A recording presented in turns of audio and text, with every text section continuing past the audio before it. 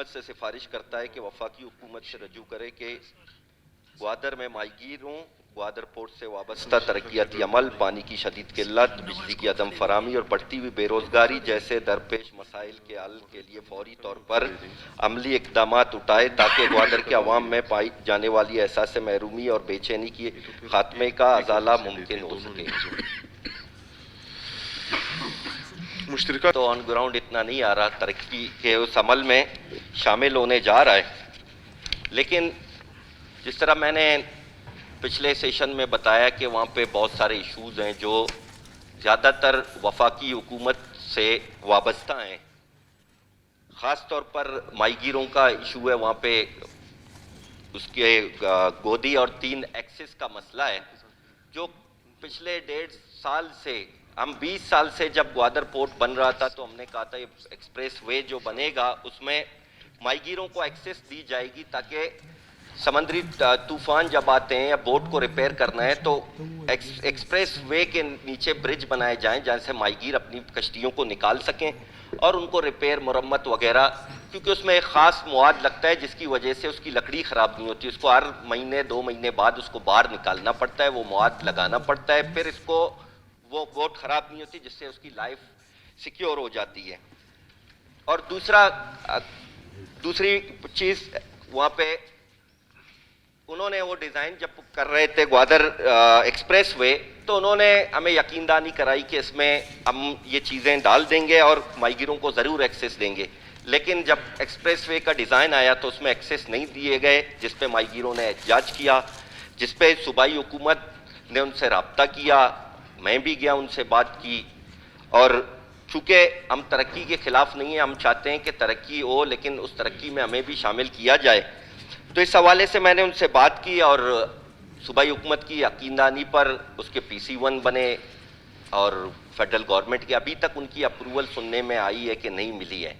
और वो planning commission के पास पड़े हुए हैं। वज़ीर आज़म से मैं पर्सनली मिला अपने पार्टी के कायद के साथ। वज़ीर आज़म ने कहा कि मैंने कहा कि 1-2 अरब रुपए का इशू है, इसको हल करें। उसने कहा कि 2 अरब की जगह 3 अरब भी देने पड़ेंगे, मैं दूंगा और इस इशू को हल करूंगा, लेकिन आज 1 साल 2 महीने हो गए इस बात को, अभी तक उसकी मंजूरी नहीं दी जा रही है और माहीगीर एक वसवसे में है। और माहीगीर दोबारा उन्होंने 2-3 दिन पहले या हफ्ता पहले उन्होंने ग्वादर के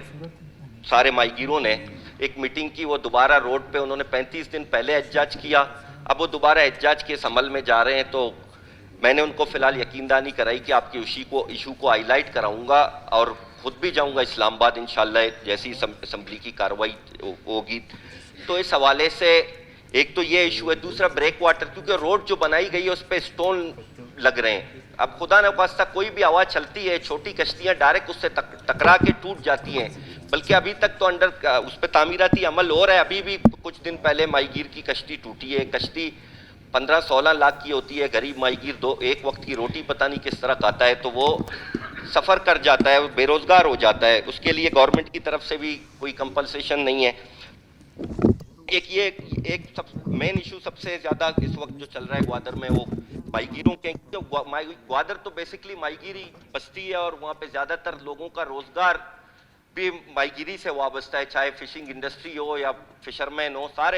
सारे उससे सफ़र करेंगे। इसके साथ साथ